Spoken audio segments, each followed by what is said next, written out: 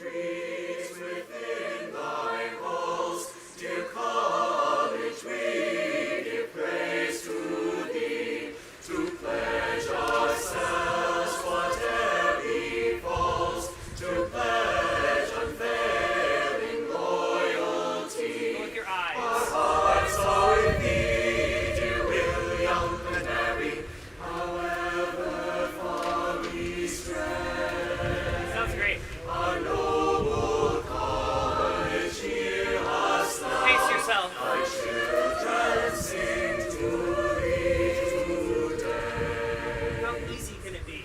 Dear college, old in years and fame, and richly holding honors too, time shall not dull. Choir, please square your shoulders with me and go with what you see, not what you hear, because the echo, it's going to mess up our timing. Go absolutely with the tip of the baton as best you can. And how easy can you sing? How comfortable and easy and relaxed can it be? What verse are we on? Start verse 2, please. Dear college, old in years and fame, Turn this way. richly holding honors too, time shall not dull the shining name. Turn a little more this way. Fame our songs will e'er renew, and as years go by, dear William and Mary, thy fame will never cease. Not together. But each new year may rejoice to see thy children's praise to thee increase. Refresh. We honor thee not for our gain, but to make known thy majesty. It's really together. Truth and courage that remain, however harsh the fates may be, as through troublous years, dear William and Mary, our country fought, so thou hast fought. That rushed real bad. Don't rush. And live to hear thy children sing to thee now. Tune those cadences. O thou art guardian and our guide, renew our courage every hour, and keep thy spirit by our side, to aid us with its watchful power. Keep going. Throughout all our lives, dear William and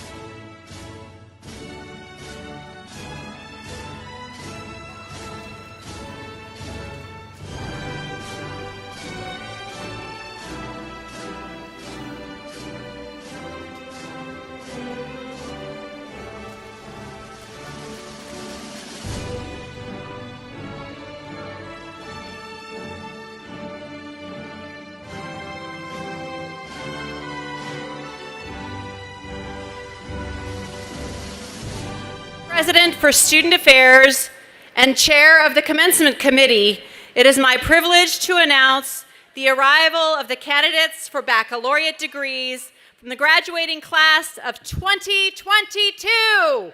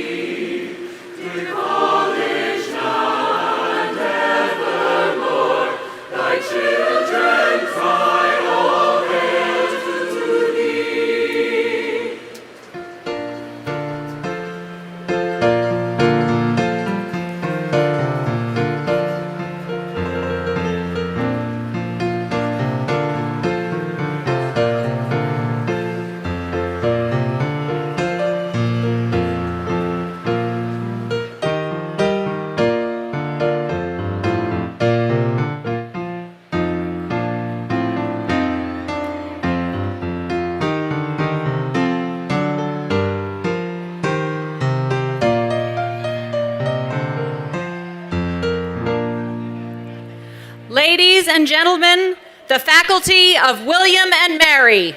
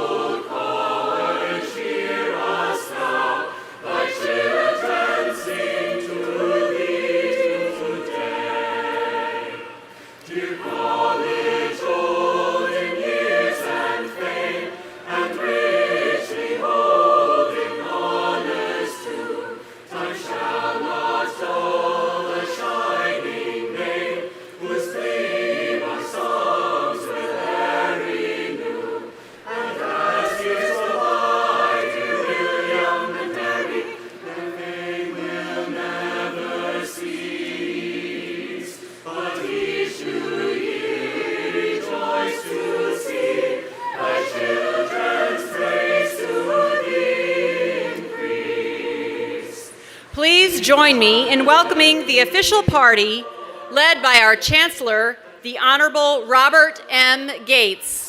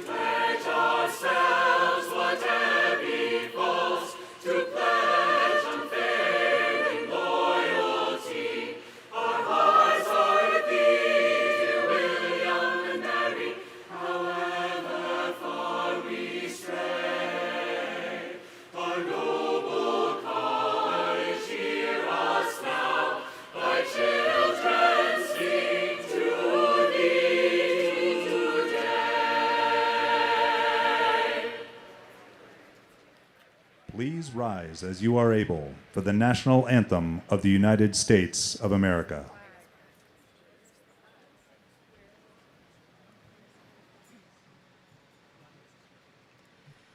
Oh, say, can you see by the dawn's early light what so proudly we hailed at the twilight's last gleaming, whose broad stripes and bright stars through the perilous fight o'er the ramparts we watched were so gallantly streaming, and the rocket's red glare, the bombs bursting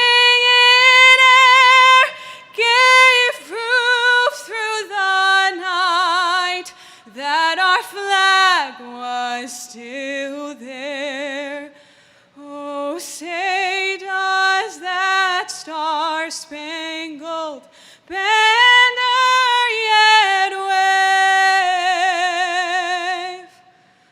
o'er the land of the free and the home of the brave.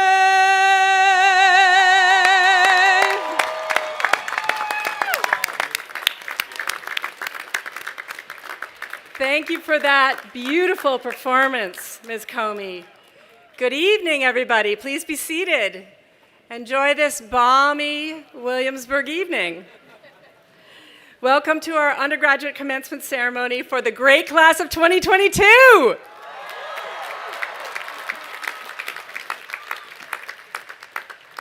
Before I start, I just want to say there is water everywhere.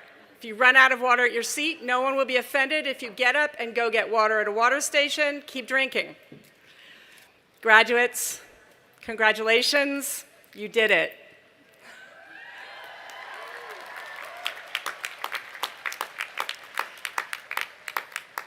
The generation in this stadium will always be the one that went to college during pandemic. For many months, pandemic shaped our time here, but it does not define us. What defines us now is the grit and the commitment that we learned from that experience, and the class of 22 has so much to be proud of. Parents, friends, and families here in person or watching via live stream, we're so delighted to have you here celebrating with us, even in this gentle summer warmth. Members of William & Mary's Board of Visitors, led by Rector John E. Littell, thank you for bearing witness to our graduates' accomplishments. Please stand and be recognized. Thank you. Please be seated.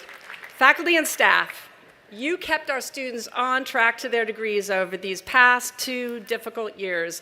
Would you please stand wherever you are in the stadium so we can tell you how awesome you are?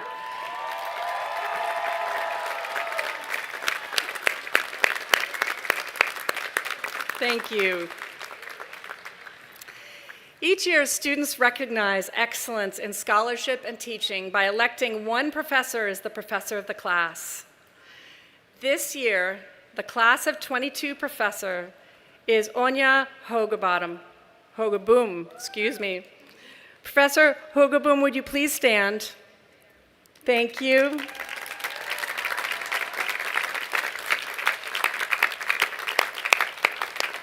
Please be seated. The senior class also selects 3 honorary marshals for commencement. This year's graduates have recognized Professors Randy Coleman and Amy Oakes, and Associate Director of the Center for Student Diversity, Shanae Owens. Marshals, please stand.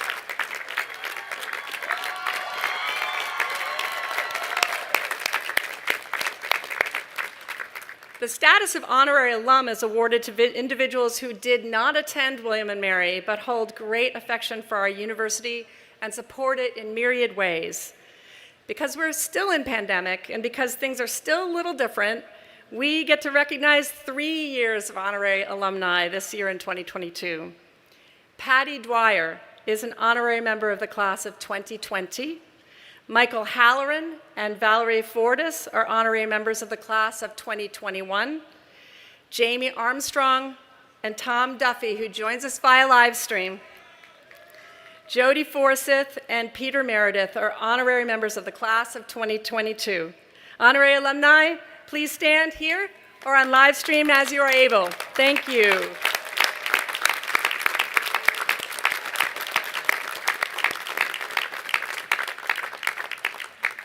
Now, you all know that William & Mary put forward 3 goals under pandemic.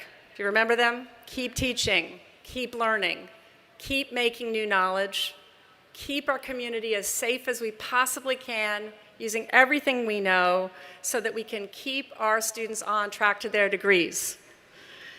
We achieved those goals by adapting everything we did here planfully together, using the best data that we had available at the time and tracking the science as it evolved.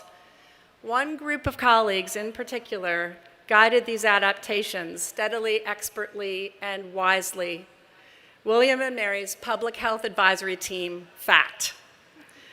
This team has worked intensely for 24 months, meeting multiple times a week. Sometimes it seemed like they probably lived together. So I want to take this moment for our community to acknowledge how much we have benefited from their expert analysis of a changing public health environment. William & Mary's two physicians, Dr. David Dafashy, Dr. Virginia Wells, our two epidemiologists, Professor Carrie Dolan, Professor Iyabo Obasanjo, our Chief Technology Officer, Corinne Piketagi, and our COO, Amy Sebring. Members of FAT, please stand and receive our thanks.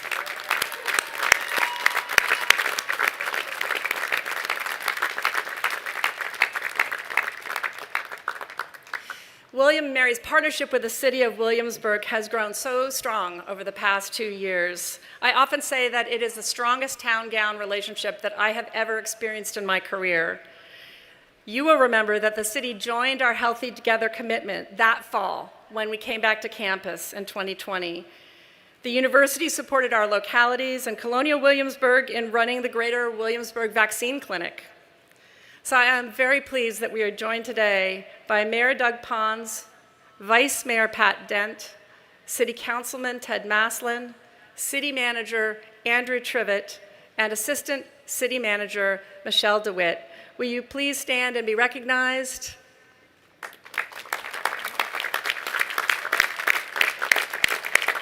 Thank you so much.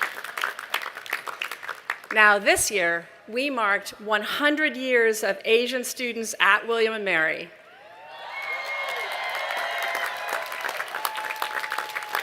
We elevated the defining impact of Asian and Asian American students, faculty, and staff at this institution. Professors Francis Tangloaguas and Dinesh Sohoni, where are you guys? Come on. They co-chaired the Asian Centennial Committee. We are so grateful for an amazing year of programming. We begin William & Mary's ceremonies by expressing our respect for our region's complex history, so essential to our learning mission. So I'm pleased to introduce Matthew Solomon, class of 2024, and president of the American Indian Student Association, to read William & Mary's land acknowledgement.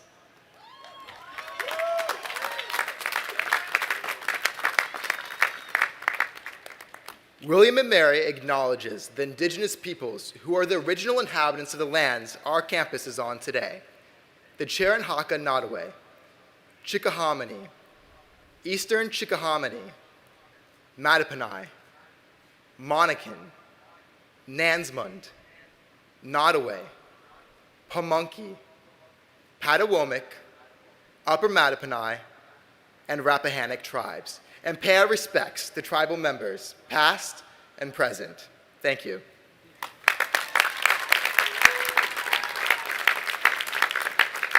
Thank you so much, Mr. Solomon. For centuries, William & Mary graduates have served in our nation's armed forces with distinction. Yesterday, the United States Army commissioned 14 William & Mary students, and among the class of 2022 are 92 active duty, reserve, or military veterans. Would all military personnel and veterans in this stadium, including anyone currently serving or who has served, please stand and receive our thanks.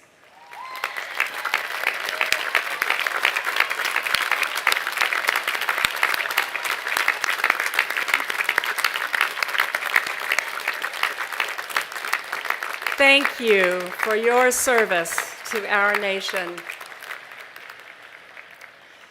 William & Mary's Royal Charter of 1693 establishes the position of Chancellor.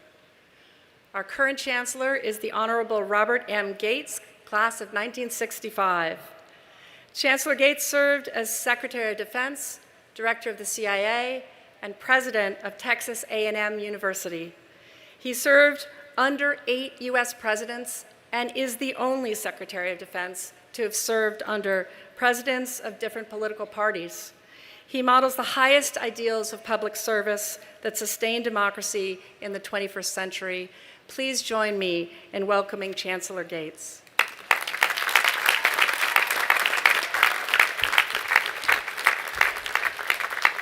Thank you, Catherine.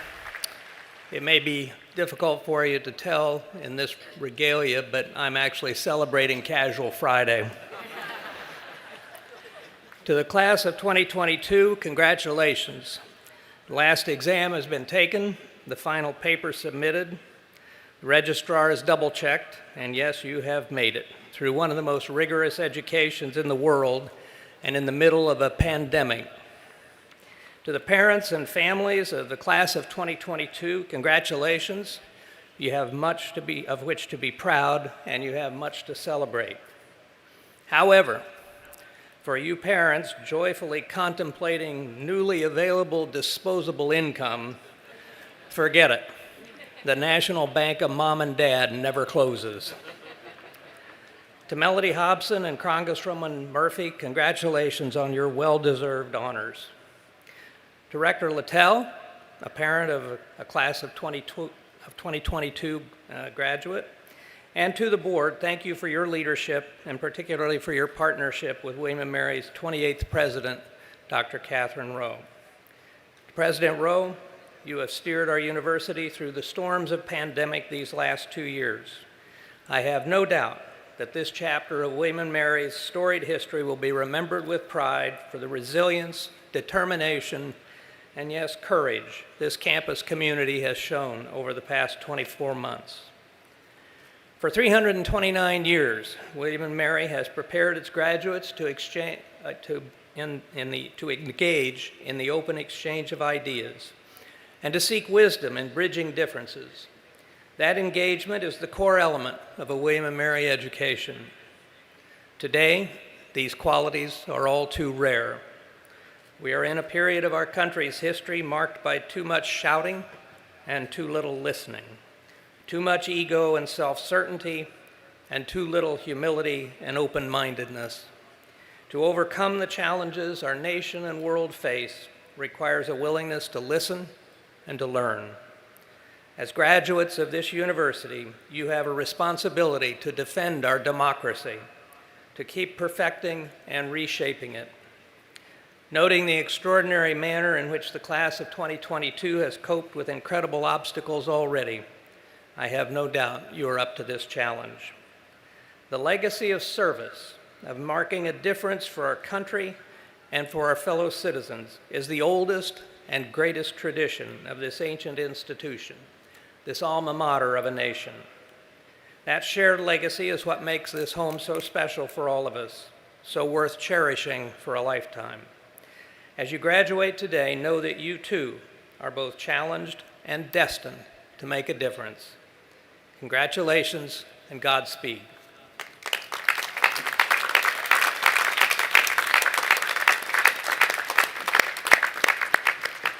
It is now my privilege to welcome to the podium William & Mary's rector and a proud class of a 2022 student, proud parent of a class of 2022 student, Johnny Littell.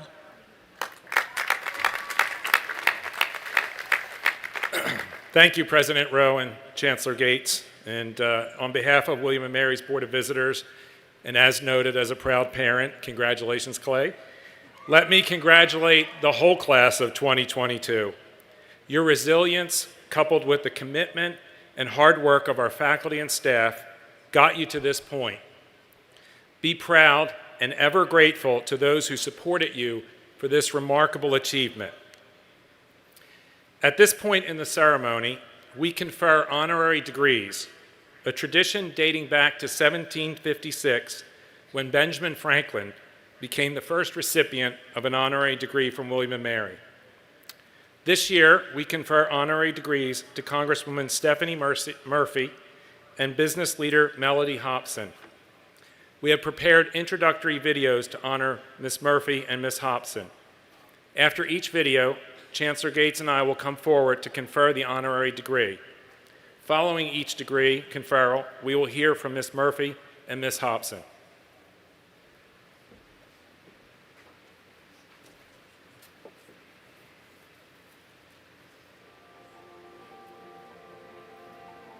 Stephanie's been in public service her entire life, whether it be teaching or serving as a national security expert and advisor in DoD to serving in the U.S. House.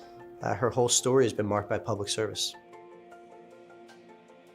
Quite possibly the only unit in American history that mentions Asians or Asian Americans across the United States has to do with the American War in Vietnam. So in 1975, one of those families escaping that chaos and violence was Stephanie Murphy's family.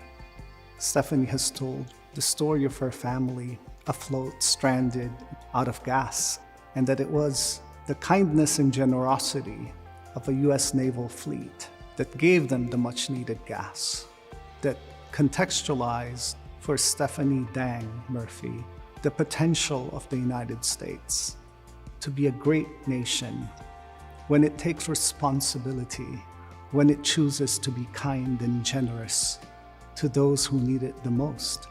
I got a chance to live the American dream, and I feel like I owe this country so much. And for me, public service is a way to pay off some of that debt. It probably will never be completely paid, but I feel like if I can be of service to this country, I want to be. There are 435 members of the House. There are very few that actually stand out, carve out a real niche for themselves. Stephanie's done that. She's not afraid to take on leadership of both parties because she understands, like we all do, that our time here is very limited. But while you're here, you want to make an impact and you want to leave a positive mark behind. And Stephanie's always been committed to doing that. I think Stephanie represents not only the best, but the most humane alums that we can hope for as faculty at William & Mary.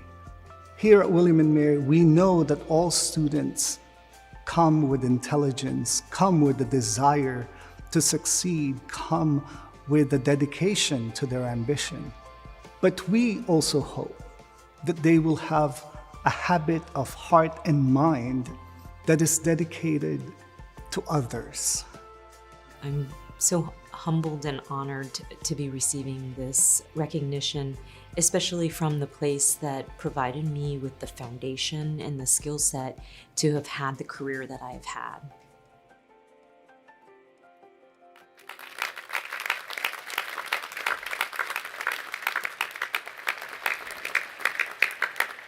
Stephanie Murphy, please join Chancellor Gates and me at the podium. Stephanie Murphy, your career exemplifies principled leadership and dedication to public service. As a member of the United States House of Representatives, you have garnered a national reputation as an independent and effective voice in government. You were only 6 months old in 1979 when your parents fled communist Vietnam with you and your brother in the middle of the night. A U.S. Navy ship helped your family reach a refugee camp, and from there, your family settled in Virginia. You have cited the sailor's compassion as your first lesson in America's ability to exercise power with generosity. In the summer of 1996, you began your studies at William & Mary. You were the first person in your family to attend college, earning a bachelor's degree in economics in 2000. You went on to receive a master's degree in foreign service from Georgetown University and became a national security specialist in the Office of the U.S. Secretary of Defense. In 2016, you became the first Vietnamese American woman elected to Congress. You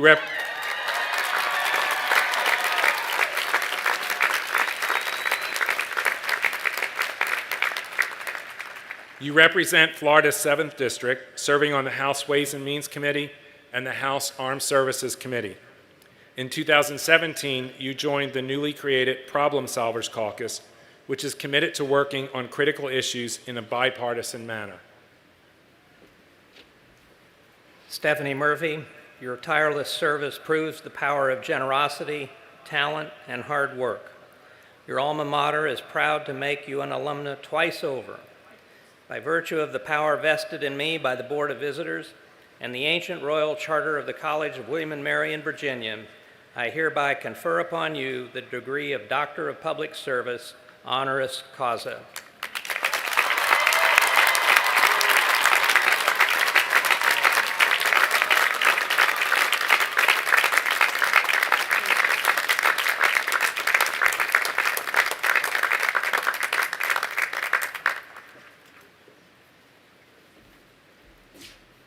Congressman Murphy.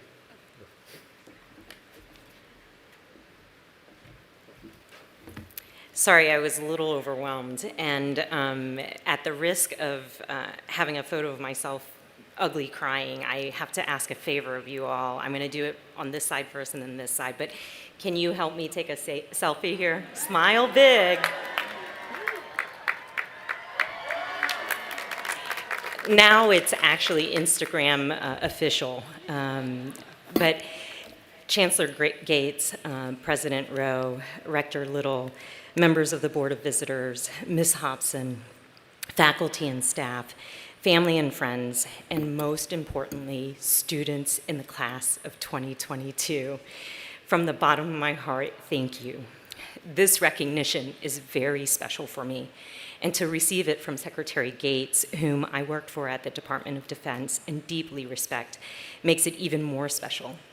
I love this school. As it has done for so many young people, William & Mary changed my life.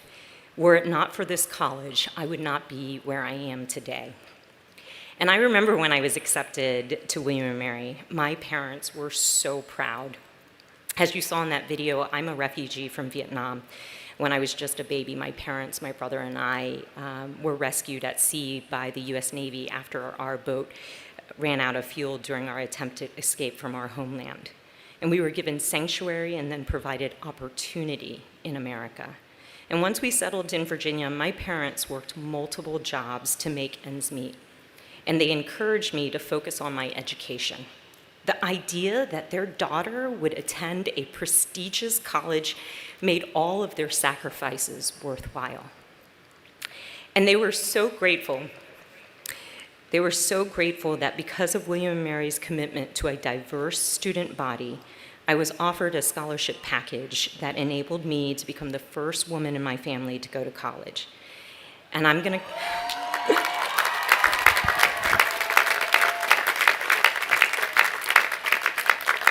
I'll confess that when I arrived on campus, not knowing what to expect or whether I would fit in, I was really nervous. But my time here was transformative. I learned so much from my peers and my professors, and I made wonderful friendships with people from all different backgrounds, and I acquired the knowledge and developed character and gained confidence, and I had a ton of fun, all of which was in strict compliance with both federal and state laws.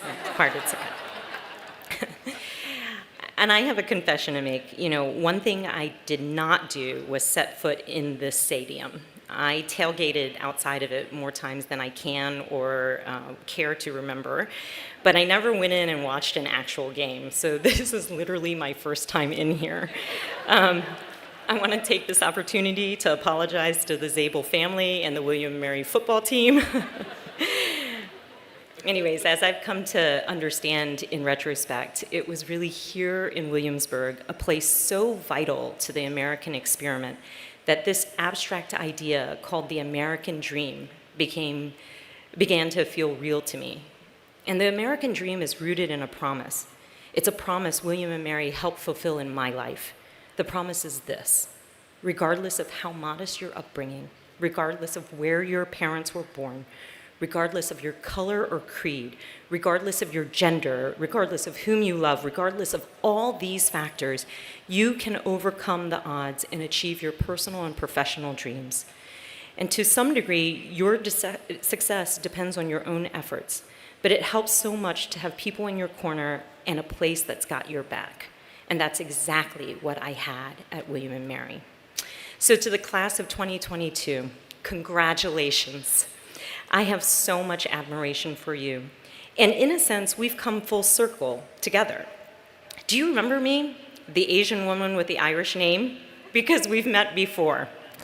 4 years ago, in August of 2018, I spoke at your opening convocation, and today I'm speaking at your commencement.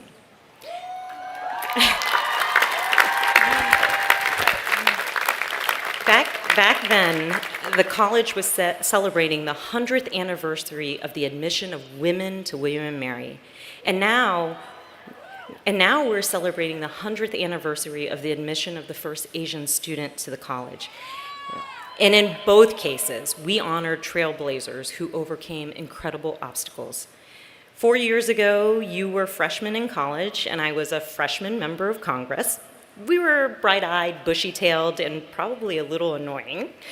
But soon after arriving in Congress, I even did my freshman orientation here at William & Mary. I have to tell you that coming back to campus in a motorcade was a serious upgrade from my parents' overpacked station wagon. But now that you're leaving college and I'm leaving Congress, both of us are about to begin our next adventure in life.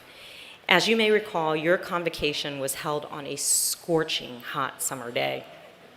It was so hot that the administration asked me to cut the length of my remarks in half to minimize the chance that any one of you would pass out. And time for another confession. I almost didn't deliver that speech. 15 minutes before I was scheduled to address you, my staffer lost the only copy of my remarks. He left them, and I swear I'm not joking, at a urinal in the campus center.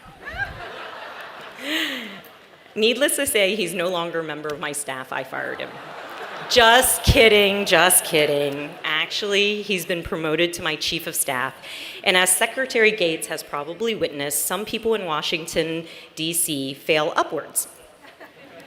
In all sincerity, when you and I gathered together in Wren Yard, what feels like a lifetime ago, we could not have predicted what would transpire in the period that followed.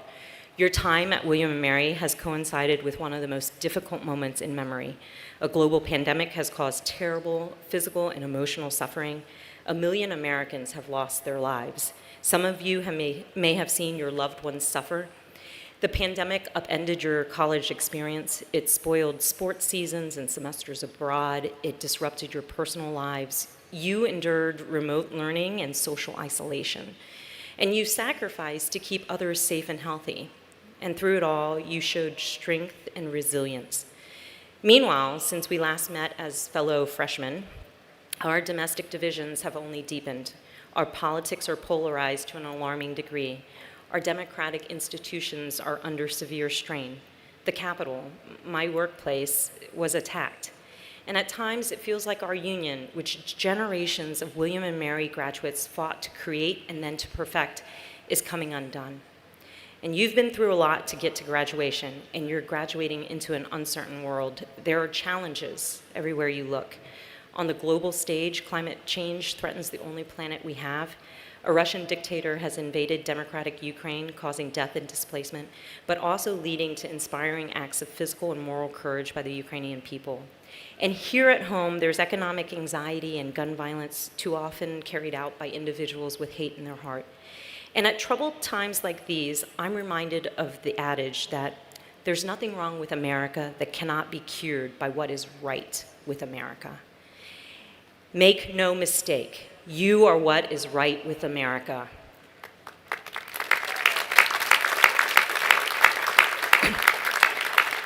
Our divided country, our troubled world needs you terribly.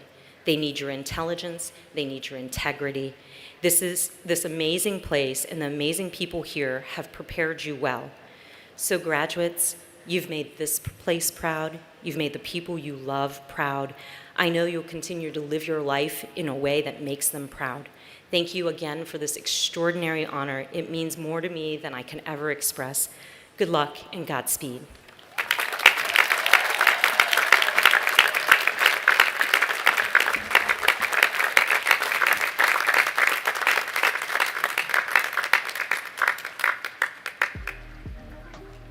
I first met Melody 10 years ago when I first joined the board of directors of Starbucks.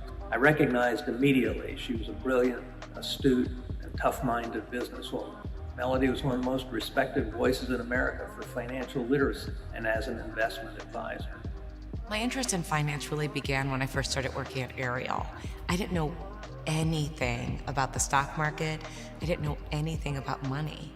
But I really was curious, based upon how I grew up, where money was always an issue because we didn't have enough. And I really wanted to see how we could learn about money in a way that could hopefully allow me to have a better life.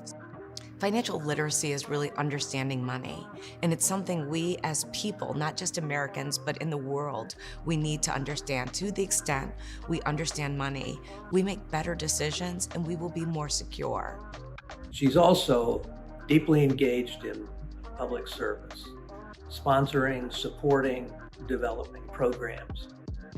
Project Black is an initiative that we have to scale sustainable minority businesses at Ariel. Our goal is to have these businesses become Tier 1 suppliers to Fortune 500 companies and ultimately narrow the wealth gap in this country. Really just change the whole narrative about Black and brown businesses. I think Melody is an ideal role model for students across the country, especially here at William & Mary. Melody is a professional megastar, but also a wonderful human being devoted to improving the well-being of others. Well, I have to say, it's just a true honor to receive an honorary degree from William & Mary. I just always think about the little girl that was Melody and the struggles that she had, and at times the view that it wouldn't get better. And so when I sit here in these moments, I'm in awe of why one should never limit themselves to their own imagination when it comes to their life, because anything is possible.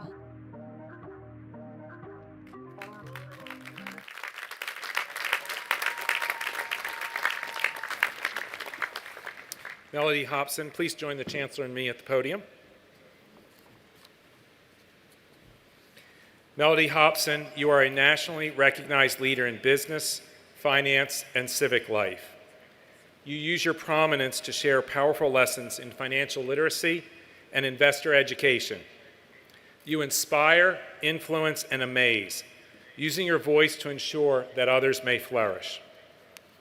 You credit your mother, Dorothy, with instilling in you a relentless drive, preparing and encouraging you to excel no matter the challenge.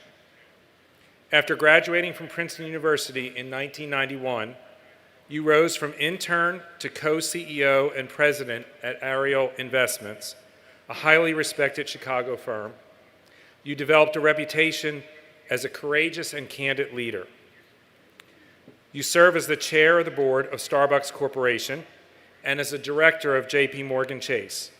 You previously chaired the board of DreamWorks Animation. You co-founded Ariel Alternatives and helped launch Project Black, an innovative effort to forge a new class of Black and Latinx entrepreneurs. In 2015, Time magazine named you one of the 100 most influential people in the world. And in 2021, Fortune ranked you among the most powerful women in the world. That's good. In 2018, the governor of Illinois ordered you the Order of Lincoln, the state's highest honor.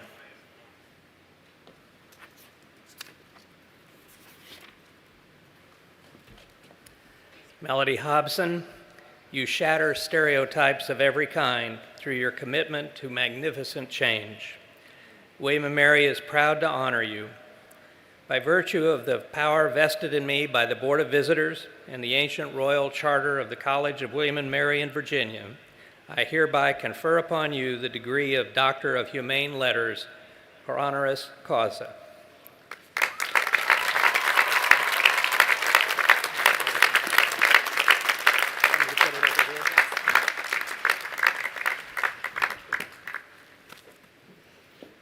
Thank you.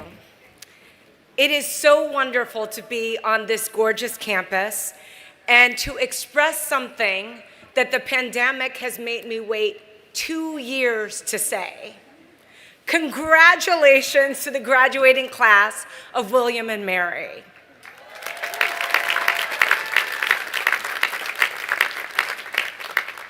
I want to thank my friend, Chancellor Gates, as well as Rector Littell and President Rowe for the kind words as well as for this amazing honor.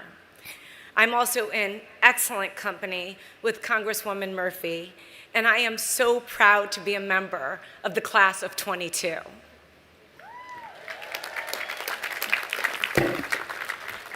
So, there's a lot going on in the world and a lot going on in our heads.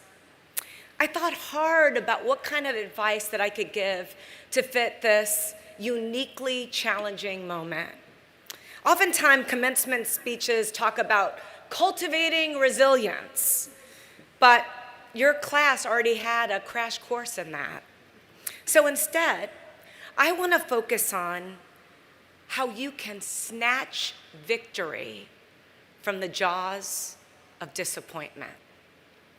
And I thought the best way to consider all the breakneck twists and turns of life is to focus on Formula One auto racing. Now, I don't know how many F1 enthusiasts are in the audience. I know that Colonial Williamsburg is a little bit more of a horse and carriage town. Still, globally, Formula One is huge. And I've learned some pretty profound lessons from watching it, so I'm going to ask you to stick with me. Now, in case you're not familiar with the sport, I want to quickly define a few terms. A car in the pole position is at the front of the pack. A pit stop is when a driver briefly changes tires mid-race or gets much-needed repairs. We all have our pit crew, and I assume yours is with you today. So I want you to thank the parents, the family, the friends, as well as the faculty and staff who helped keep you on course the last 4 years so that you could be here. Let's give them an applause.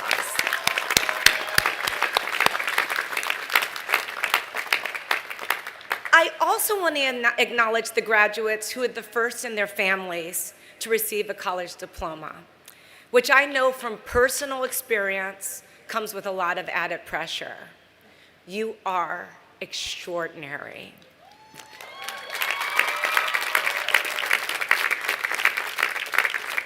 And because of your example, hopefully your siblings and offspring will follow you. In racing, that's called drafting. One final race term is a blowout, not the hair kind. This refers to a tire bursting. When this occurs, an experienced driver never, ever panics. They know the key to survival is to keep the car moving forward while slowing down. Now, I want you to imagine that instead of being here in Zabel Stadium, you're sitting in the stands of the final Grand Prix of the 2021 season that just closed in December. It's night because it's too hot to race under the glaring sun in Abu Dhabi. The car in pole position, first place, is driven by the aggressive, gifted, wannabe world champion, Max Verstappen. Behind him is 7-time world champion, Lewis Hamilton, who has just about every record there is in the sport. Unbelievably, after 21 grueling races around the world, Lewis and Max are tied with exactly 294.5 points each. A lot is on the line. Securing an 8th championship would place Lewis ahead of racing legend Michael Schumacher. He would be the undisputed F1 GOAT. Think Muhammad Ali, Michael Jordan, Serena Williams. But first, he has to beat Max one last time. Now, Max is not much older than you graduates. He comes from a racing dynasty, and he is hungry. He wants to win. In fact, as he said, I'm only there to win. Nothing else counts. Back in Abu Dhabi, the clock ticks down, the engines rev, your heart pounds, and just as the light goes from red to green, I'm going to pause and explain how could I become a fan of an elite European sport. This is not obvious, especially as someone who grew up the youngest of 6 to a struggling single mom in Chicago. It's fair to say my childhood was more about hot plates than Hot Wheels. My mom worked hard, but our family faced bounce checks, disconnected lights, and numerous evictions. But even as a little kid, I knew education was the only way out of the chaos that was my life. It helped that I loved school, and I constantly studied, often in the bathroom, which I considered my library because it was the quietest room in our apartment. And even after college, I never stopped studying, never stopped asking questions, and always trying, even to this day, to still learn. Of course, there were a lot of sacrifices. There were also roadblocks that came because of my race and my gender. But I continued to push forward. And in so doing, I exceeded every expectation I had for my life. Then about 15 years ago, I married George Lucas. Yes, I married Yoda's dad. He has loved every form of car racing since he was a kid. And he was the one who told me about Formula One and how a rookie black driver had just broken into its top ranks, the first time in the sport's 70-year history. The first black driver in 70 years. That got my attention. I quickly learned that car racing is so much more than driving insanely fast. It's about strategy, when to pass, when to push, when to pit. It's fair to say I became obsessed. I mean, waking up in the middle of the night to watch races around the world obsessed. Frankly, my love of the sport surprised me. Befriending Lewis surprised me too. He is now my chosen little brother. In a frenetic sport where cars can go over 200 miles an hour, Lewis had this uncanny calm. We immediately connected over our shared sense of discipline and our very similar backgrounds. You see, Lewis's father worked 4 jobs, in order to support his son's passion for remote control car racing when he was just a little kid. Young Lewis's hand-eye coordination was mind-boggling. By the age of 6, he was winning competitions, not the kiddie kinds. He was beating adults. Then Lewis graduated to go-karts, and that's where he and his dad had to get crafty. I mean, dumpster diving for old tires crafty. They had a find-a-way mentality that was built and fueled by Lewis's optimism. As he has often stated, you always have to believe you can win. Lewis found his purpose as a child. I found mine as a child too. Growing up in scarcity made me desperate to understand money. Not to make it, but to understand it, to master it. I thought if I could understand money, I could live a more secure life. This led me to the financial services industry, where I worked my way up from intern to co-CEO of Ariel Investments today. People think plans are the same as purpose. They're not. Plans are a strategy. Purpose is a calling. It means determining what matters most to you. And if you're panicking right now because you're thinking, I don't have a purpose, stop panicking. Don't. I urge you to view life as not a series of jobs, but as an effort to discover what your heart truly wants. That search can be its own purpose, and you're allowed to change or expand your purpose over time. Mine has shifted. Now I really want to promote financial literacy so that others can achieve the same security that I craved so much as a child. Advocating for diversity is also very important to me. Even though all the data clearly shows that diversity elevates every environment, some people still need convincing. Which brings us back to Max and Lewis at the starting line for what commentators are calling the biggest race of a generation. The clock ticks down and it's lights out. Now Max has the advantage because he's in pole position, but by the first corner, Lewis overtakes him and assumes the lead. That's a great start, but keep in mind, we have 57 laps to go. And for context, on this track, every 3.2-mile lap takes about 90 seconds. Before the lap is completed, Max attempts an overtake, and he hits Lewis's car, forcing him off the track. Now, Lewis doesn't let this happen. He comes back and regains first place.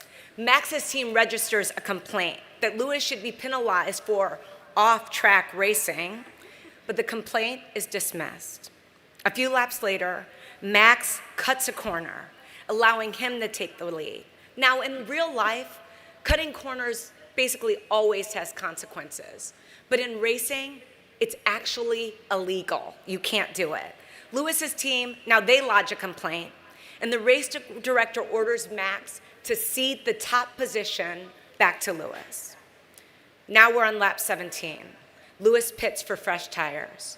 When he returns, he avoids getting boxed in by Max's teammate, and he is able to not only retake the lead, but hold it. Jumping ahead, we have 8 laps to go, and Max has fallen to 5th. Lewis has extended his lead to 12 seconds, which in racing is a lifetime. He is on his way to a glorious victory. And then, all of a sudden, a crash. Not Lewis or Max. Another driver named Nicholas Latifi hits a wall, scattering debris all over the track. Every driver is now forced to slow down behind the safety car as the wreckage is cleared.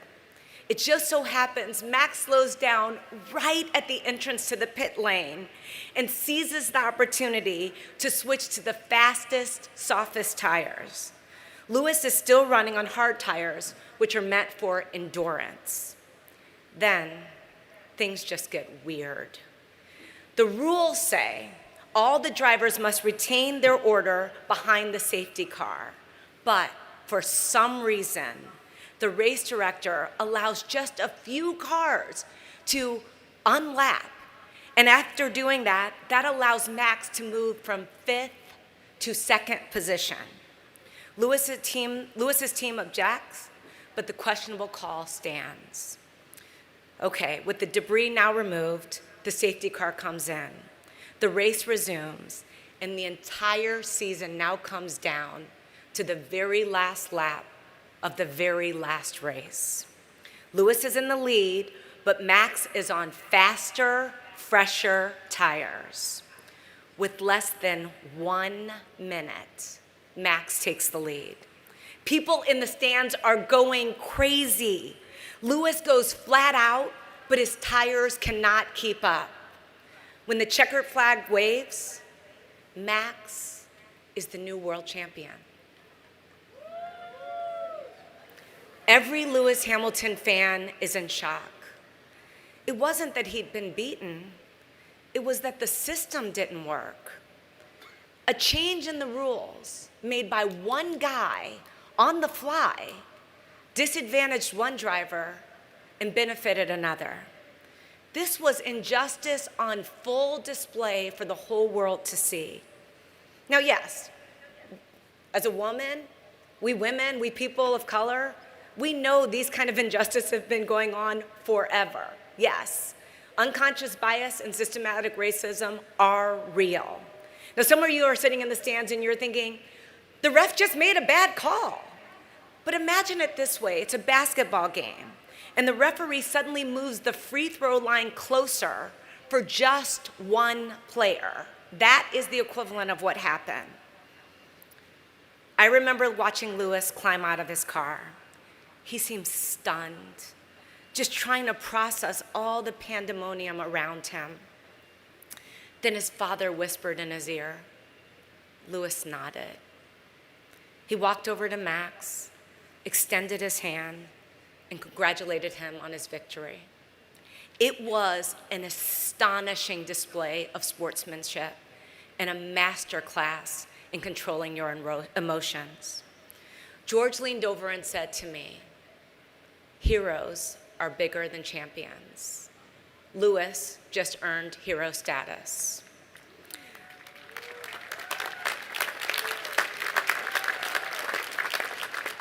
Lewis had every right to be angry, but choosing to be gracious was so much bigger than a car race. In that moment that Lewis extended his hand, he became the greatest of all time. He became the GOAT. Now, I want to be clear.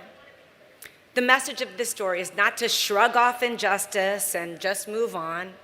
Lewis's team vehemently protested the controversial call, and later, an investigation determined that the race director had contravened regulations, which is a European way of saying, yes, he broke the rules. He was actually fired for what he did. But in spite of that conclusion, officials declared the results of the race valid and final. So, this story's takeaway is that anything can happen, good or bad. That's life. You might be in the pole position and just easily cruise to victory. There will also be times when you're cruising along, speeding along, and you experience a blowout. Maybe you'll be passed over for a job promotion. Maybe you'll have your heart broken. And when that blowout occurs, your reaction will determine if you spin out of control or if you have the ability to stay on track and keep moving forward. A pandemic qualifies as a blowout, and you probably didn't get the college experience that you expected. Still, I hope the overwhelming emotion of this day is not bitterness, but gratitude. I guarantee you the past 2 years have made you more resilient, and that internal strength will serve you for the rest of your lives. A new phase of your life starts now, but here's the thing. New phases start all the time. Every day brings new opportunity, new relationships, new experiences, new chances to learn, new chances to win. Just 12 days ago, I went to the Miami Grand Prix to once again cheer on my little brother at the start of his new season. As always, Lewis showed up calm and prepared. The race was grueling, and he came in 6th. I saw him afterwards, and as we parted, he reminded me of another truth about heroes. He grabbed my hand, leaned in, and whispered, "We never give up." I hope in your life you meet every opportunity with enthusiasm. I hope you greet every challenge with discipline. I hope you always believe you can win. In the event that you don't win, I hope you never give up. Thank you for this amazing honor, and congratulations to the class of 22. I will be rooting for you too.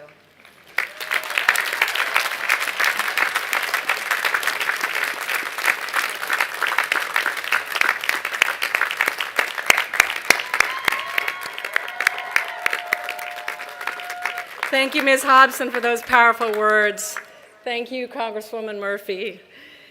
We have in our honorary degree recipients inspiring models for service. And that ethos of service, as you've heard, runs deep at William & Mary. The class of 2022 embraced it directly and with commitment in your time here. Each year, William & Mary presents University Awards for Excellence in Service to its students and faculty and staff. You can read more about each award recipient in your program. William & Mary's Provost, Peggy Gouras, will present the awards. Provost Gouras, will you please come forward? Thank you. The Lord Botetourt Medal, established in 1772 for the honor and encouragement of literary merit, goes to the graduating senior with the greatest distinction in scholarship. The 2022 recipient is Sumie Yotskura.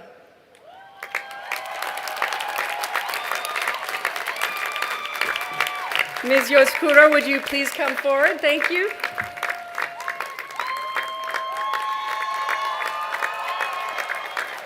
Sumie Yotskura graduates with a major in Asian and Pacific Islander American Studies and Theater and a 4.0 GPA.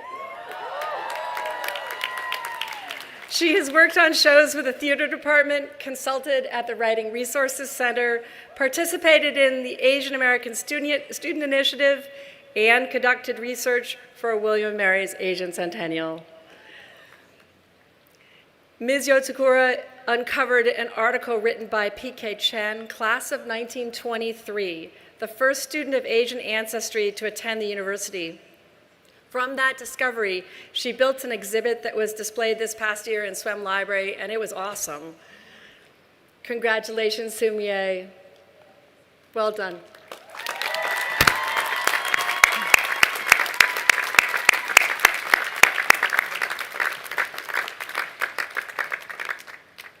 The James Frederick Carr Memorial Cup goes to the graduating senior who best combines the qualities of character, scholarship, and leadership.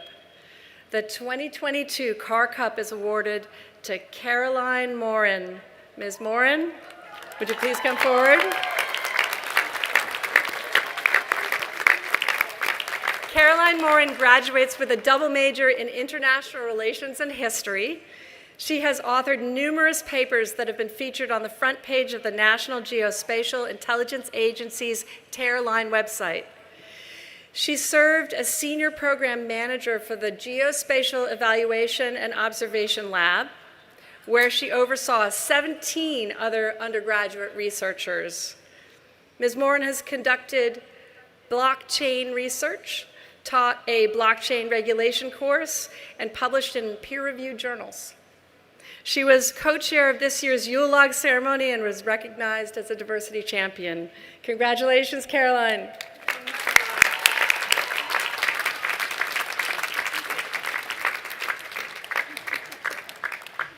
In memory of Algernon Sidney Sullivan, the New York Southern Society recognizes 2 students of the graduating class and 1 other person with close ties to William and Mary for heart, mind, and helpfulness to others.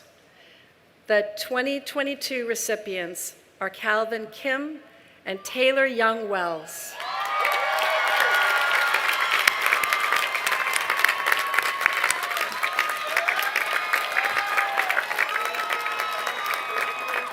Calvin Kim graduates with a double major in sociology and Asian and Pacific Islander American Studies. As a Freeman Fellow, Mr. Kim interned with the nonprofit 1882 Foundation. He has served as an orientation aide, an orientation area director, and a senior interviewer for admission. He was secretary, co-director, and alumni outreach chair for the Asian American Student Initiative and volunteered through Alpha Phi Omega. Congratulations. Taylor Young-Wells graduates with a Bachelor of Arts in Sociology. Ms. Young-Wells has served as a resident assistant and president of the honor fraternity Phi Sigma Pi. She interned for 2 semesters with the York, James City County, Williamsburg NAACP branch, where she led the scholarship program. Galvanized by her experiences working alongside immigrant colleagues in a fast food chain, Ms. Young-Wells plans to pursue a career as an immigration lawyer. She will continue her education at Fordham Law School this fall. Congratulations, Calvin and Taylor.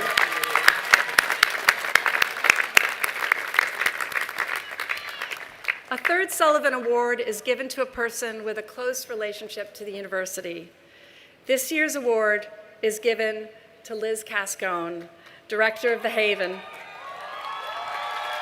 Director Cascone, please come forward.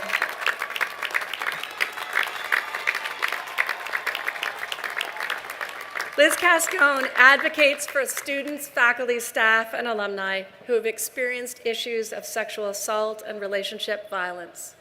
Director Cascone's unwavering focus is on improving the recovery process for survivors.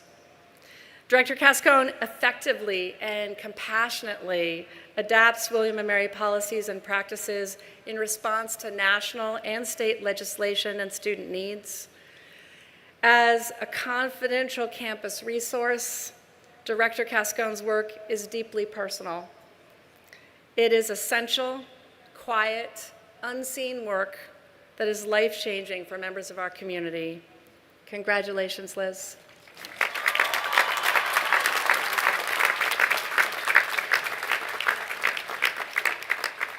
In honor of William & Mary's 23rd president, Thomas A. Graves, Jr., the Graves Award recognizes sustained excellence in teaching.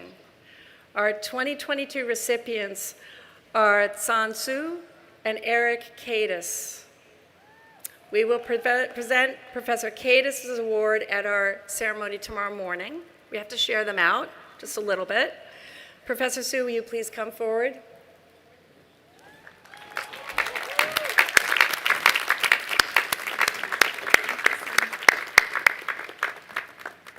Professor Su's teaching has catalyzed the Chinese Studies program's growth and success.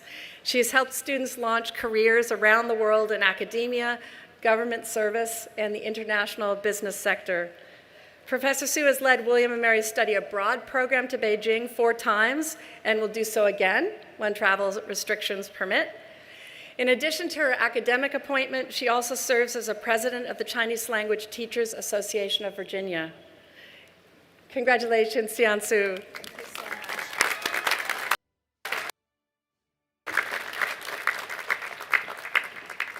The Charles and Ann Duke Award supports an annual award to outstanding staff member in memory of Mr. Duke's parents, who served William & Mary in many capacities for decades.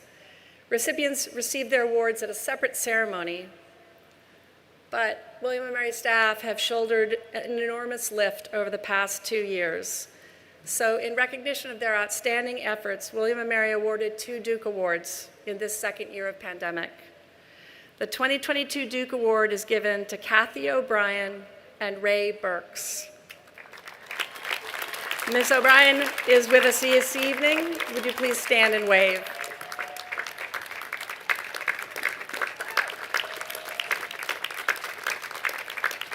And this year, with the class of 22, William & Mary pioneers a new tradition for commencement, recognizing values in action and the recipients who have been nominated and voted by a committee dedicated to this purpose. This award was established by 2 anonymous donors in 2021. It recognizes faculty and staff who exemplify the university's values.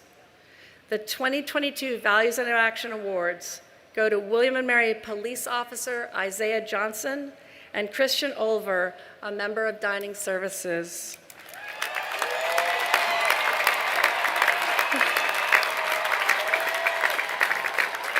Officer Johnson, Mr. Olver, please wave. Thank you. There they are.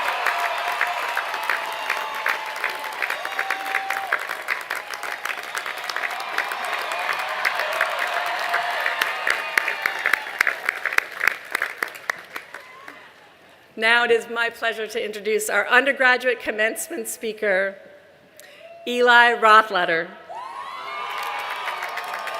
Mr. Rothletter graduates with a major in economics and a minor in Russian and post-Soviet studies. He has served on the executive board of the club water polo team, a senior interviewer for admission, and a tour guide and an orientation aide. Please join me in welcoming Eli Rothletter.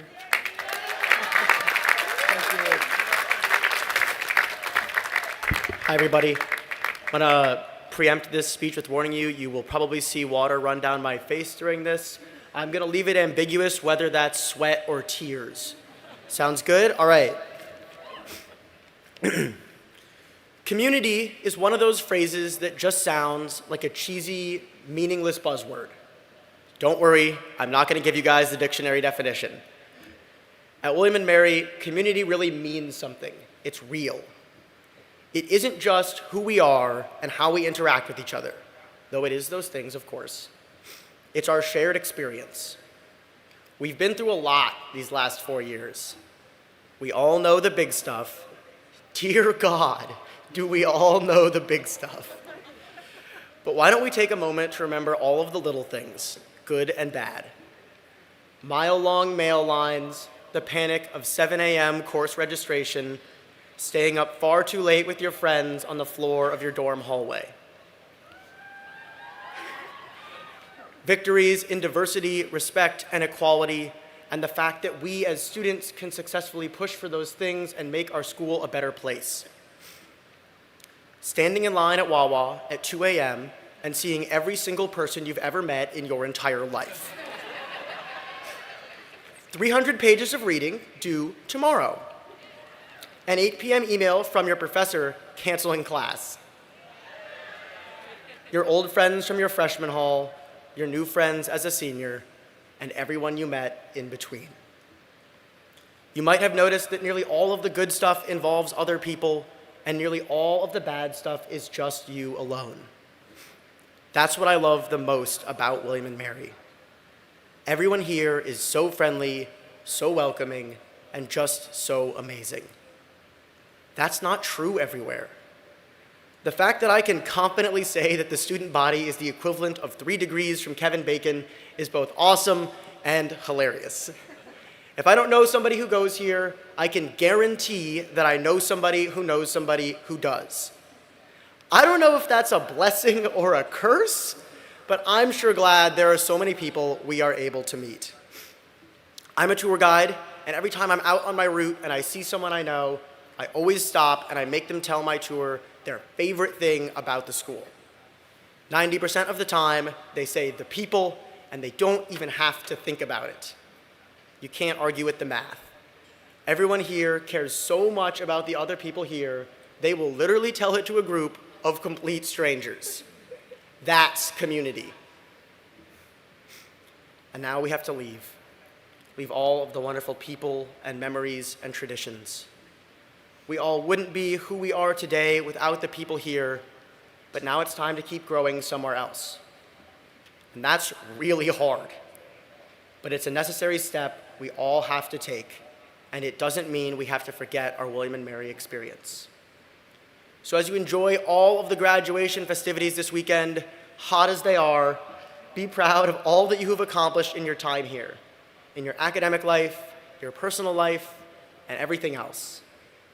But most of all, be proud of the people around you whose lives you have touched and changed and made better, and who you had better not forget. As we head out now into the world, William & Mary's class of 2022 is not just a community anymore. We're a family. Thank you.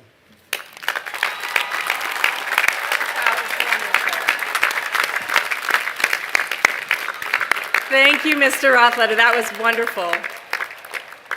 Class of 2022, my fellow seniors. As with Congresswoman Murphy, this is a special moment for me because many of us came in together 4 years ago. I think some of you probably serenaded outside the president's house. That was a surprise. Since then, our class has grown. Transfer students and grad students have joined our quest to create a strong community, no matter the travails that come, to ensure the sense of belonging that is exactly what Eli described so well. That is what we aspire to. I'm going to think back with you just a little bit over those 4 years to the welcome that we received from the others who arrived. There is a Call 150 every spring that invents slogans to invite the next class of fresh people in. Some of you took that course probably with Professor Atwater. Anybody? Yes, okay. In the spring of 2018, so that was just before we got here, that year's Call 150 welcomed us freshies with the phrase, "Join the tradition, make history."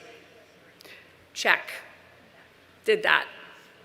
We didn't have an idea what that would really involve, but we have certainly fulfilled the invitation, and we learned a lot in making history together these past few years. Students, faculty, and staff pulled together to sustain in-person learning under pandemic, adapting everything we did, inventing new traditions along the way, our favorite pastime. Students achieved the highest voter turnout in the 2022 election among all four-year institutions in Virginia.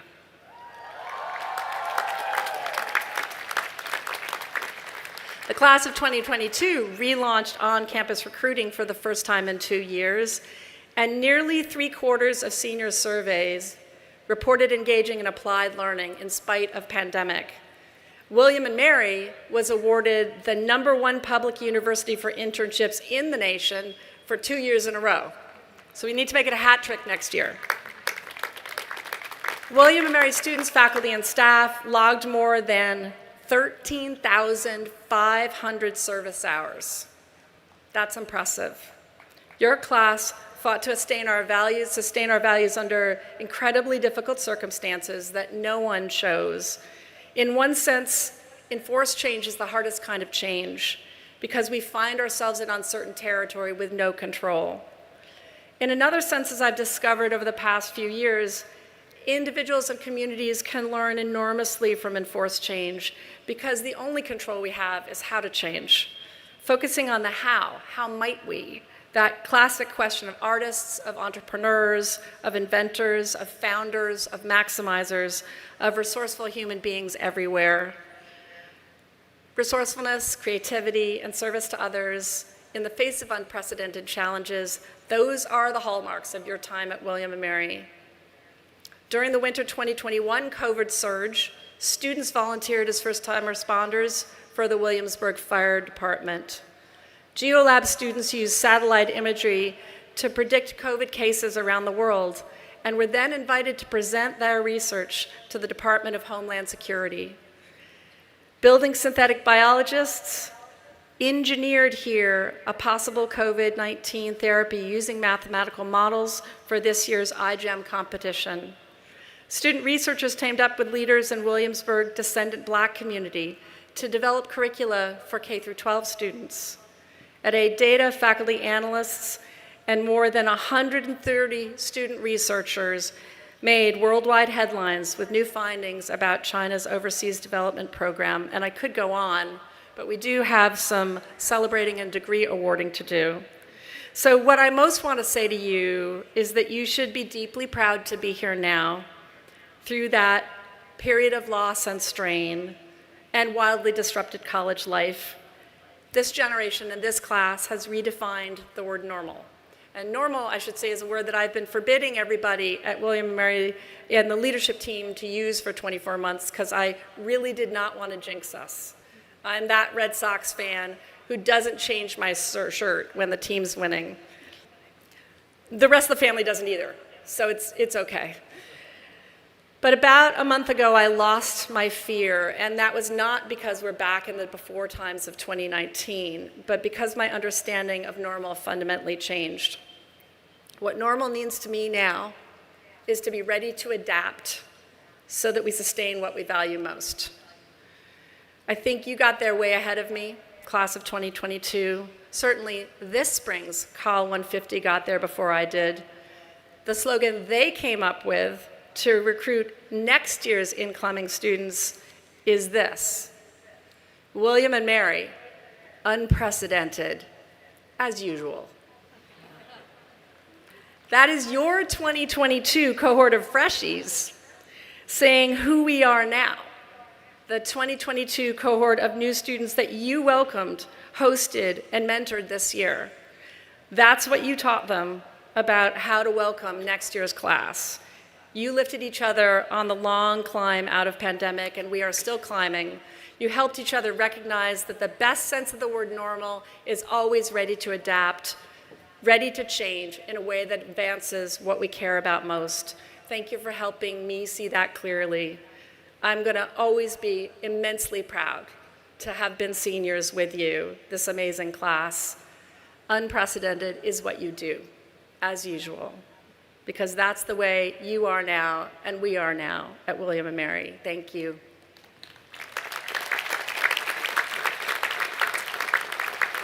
And now, it is my pleasure to welcome Provost Peggy Agouris so that we can begin what we have all been waiting for, the conferral of degrees for the class of 2022.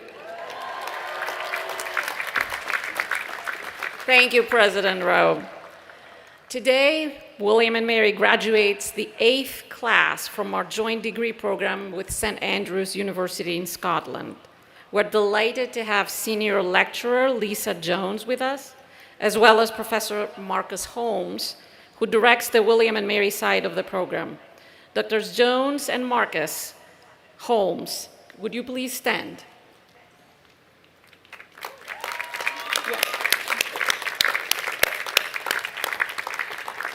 Thank you. Please be seated. Next month, joint degree program graduates will receive the St. Andrews portion of their degree to become full alumni of both universities. Graduates of the joint degree program with St. Andrews, please stand.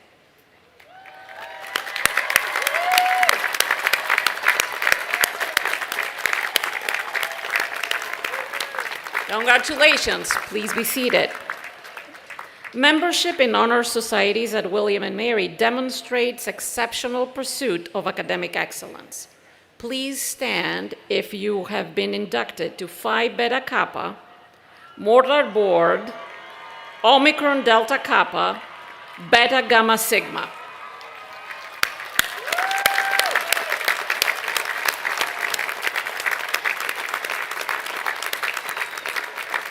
Congratulations. Please be seated. There are 1620 candidates for the baccalaureate degrees. The deans will now present the baccalaureate candidates by major. Lawrence B. Pulley, Dean of the Mason School of Business, will present the candidates for the degree of Bachelor of Business Administration.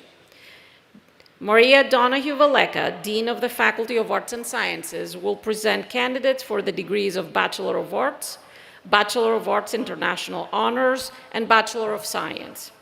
James P. Barber, Senior Associate Dean for Academic Programs of the School of Education, will present candidates for the degree of Bachelor of Arts in Education. Many of you know that Dean Pulley will retire this summer, following 24 years of service as Dean. That deserves a very, very loud round of applause.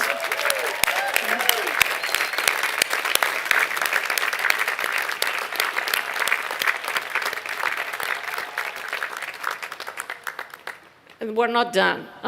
As he comes forward, I ask you that you please join me in thanking him for his outstanding service to our students and this university, his alma mater. Another round of applause.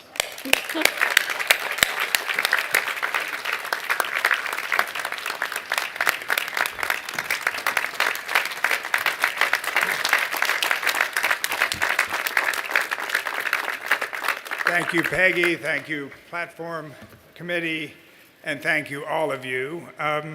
There are 228 candidates for the degree of Bachelor of Business Administration. Candidates for the degree of Bachelor of Business Administration, when I introduce your major, please rise as you are able, and then be seated. Accounting. Please rise. Thank you. Business Analytics. Thank you. Finance. Thank you. And Marketing. Thank you.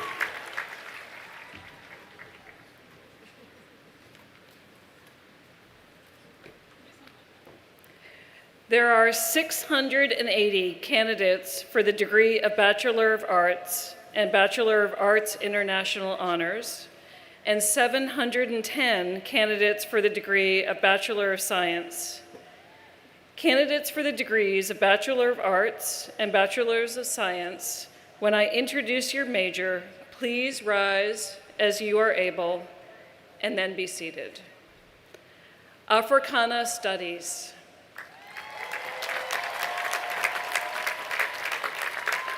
Thank you. American Studies. Thanks. Anthropology.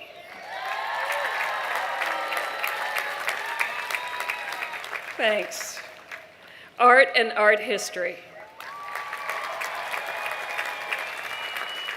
Thank you. Biology.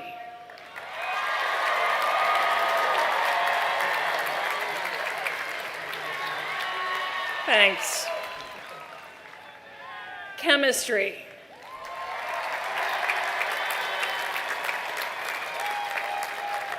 Thank you. Chinese language and culture. Thank you. Classical studies, including archaeology, Greek, Latin, and classical civilization.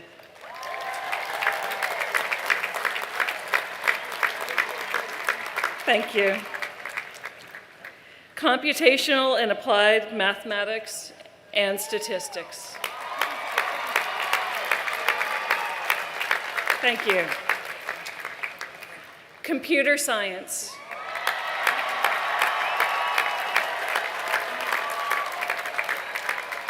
Thank you.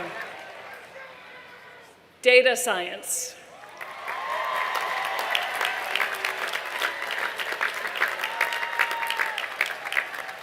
Thank you. Economics.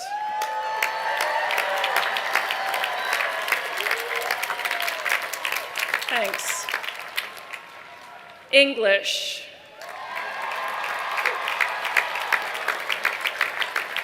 Thanks. Environmental science and policy. Excellent, thank you. Film and media studies. Thanks. French and Francophone studies. Excellent, thank you. Gender, sexuality, and women's studies.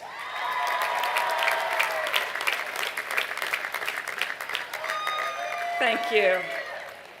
And the loudest of the night, geology.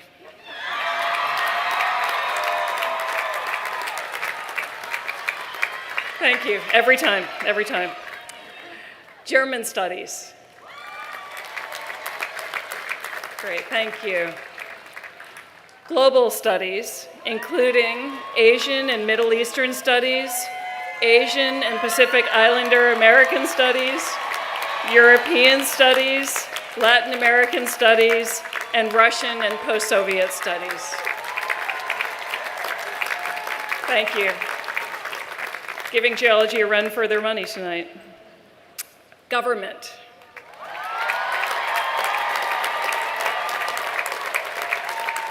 Thank you. Hispanic studies. Thank you. History. Excellent, thanks. International relations.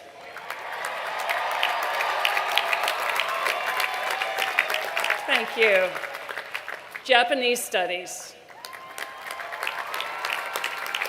Great, thank you. Kinesiology and health sciences.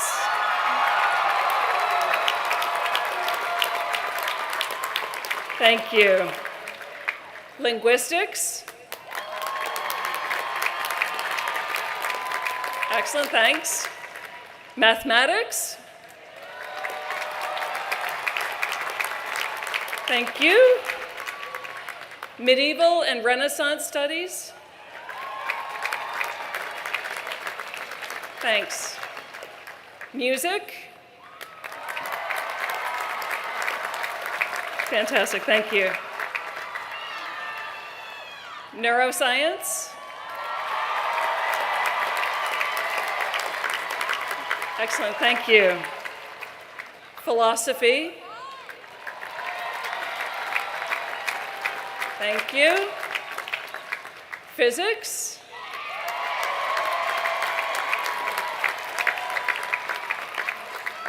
Thank you. Psychology.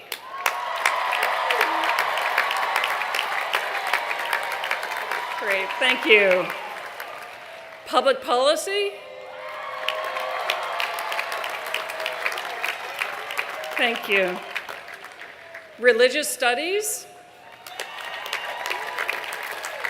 Awesome, thanks. Self-design majors.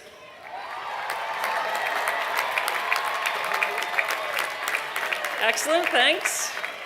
Sociology. Excellent, thanks. and theater. Thank you.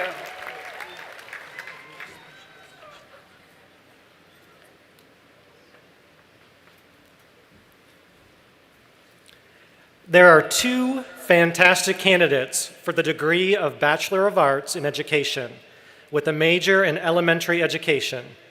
Candidates, would you please stand as you're able? Thank you.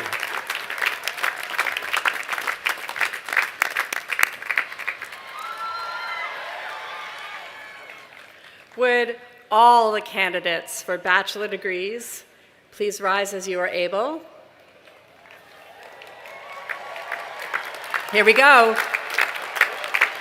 By the authority vested in me by the Board of Visitors of the College of William and Mary in Virginia, I hereby confer upon each of you the degree of Bachelor of Business Administration, Bachelor of Arts, Bachelor of Arts International Honors, Bachelor of Science, or Bachelor of Arts in Education. I welcome you into the community of graduates and professionals well prepared to think critically, solve problems collaboratively, and lead positive change in your communities, in our states and nations. Congratulations! Okay, please be seated. Hold the hats. William & Mary prepares public school teachers to serve the Commonwealth and the nation. Would graduates who have received teaching certificates please stand and receive our thanks?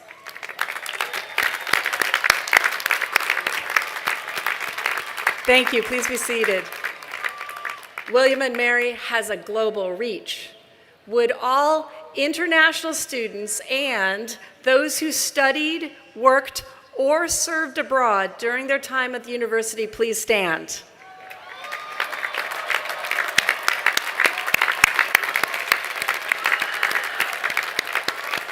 Thank you. Please be seated.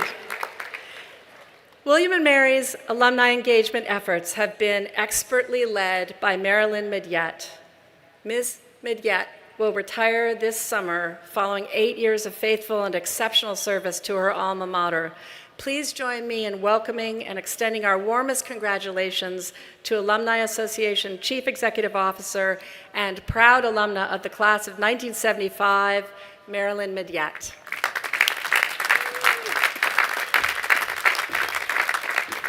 Thank you, President Rowe. And everyone, please join me for a final boisterous, really, really rousing round of applause for the class of 2022!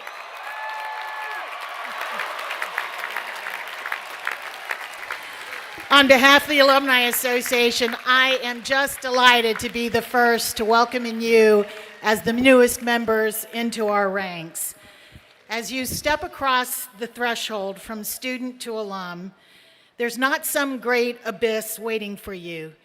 Indeed, you are joining a remarkable and invaluable network of more than 100,000 alumni strong. Just a few more years, right? Welcoming you into our ranks with love, respect, and gratitude, confident in the contributions and the promise you bring this world. Embrace this opportunity. Be an active participant. Join your local alumni network. Wear your green and gold proudly like Ms. Hobson. That is a fantastic outfit. Did you notice her shoes? Those are pretty good too. Make it a point to get involved in the Young Guard, and don't hesitate to use those contexts for networking, friendship, and fellowship.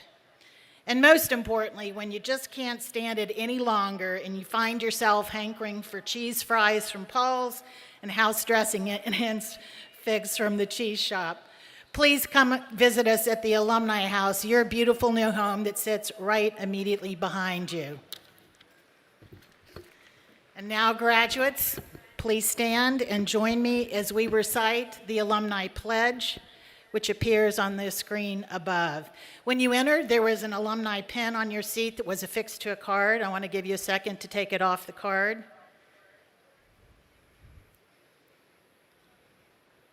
And after we recite the pledge together, please affix that pin to the stole of your regalia. Is everybody ready? All right, it's time.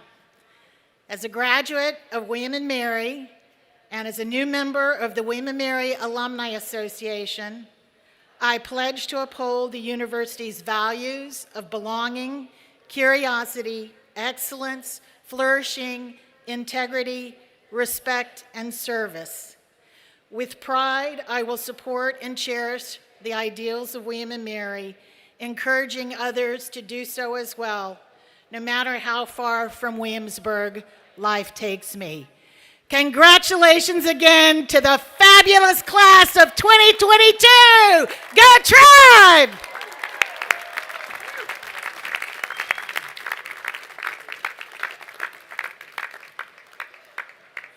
We have just a few more thanks, announcements, and ceremonial rites. Thousands of hours go into designing and pulling off an event of this magnitude. Please join me in thanking the behind-the-scenes leaders who make this ceremony possible. And if you're anywhere out there and you've helped put this all together, wave to the crowd.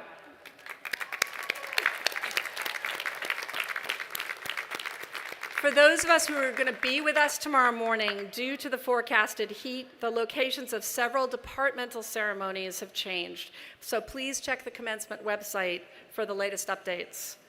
As you head out, please show your care by cleaning up around you. There are blue recycling bins available throughout the stadium. And in just a moment, we are going to sing the alma mater together. When the song begins, the symbolic chain of class office will pass from Suhas Sudala, President of the Class of 2022, to Maheen Saeed, President of the Class of 23. On the last verse, the college mates will pass from the 2021 to 2022 Student Assembly President, Meghna Bujala, to current Assembly President, John Cho. So please rise as you are able and join the choir in singing our alma mater. The lyrics are on page 9 of your program, if you haven't memorized it yet. Hark the students' voices swelling, strong and true and clear. Alma mater's love they're telling, bringing far and near. William and Mary, loved of old, hark upon the gale. Hear the thunder of our chorus, alma mater hail. God our Father, hear our voices, listen to our cry. Bless the college of our fathers, let her never die. William and Mary, loved of old, hark upon the gale. Hear the thunder of our chorus, alma mater hail. William and Mary, loved of old, hark upon the gale. Hear the thunder of our chorus, alma mater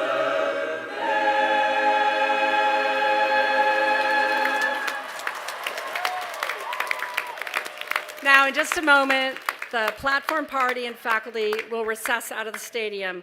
Audience, it would be lovely if you would remain in your seats until the recessional has concluded. And there is just one more ceremonial gesture left. Somewhere out there, Cypress or Merriman, national champs, contenders.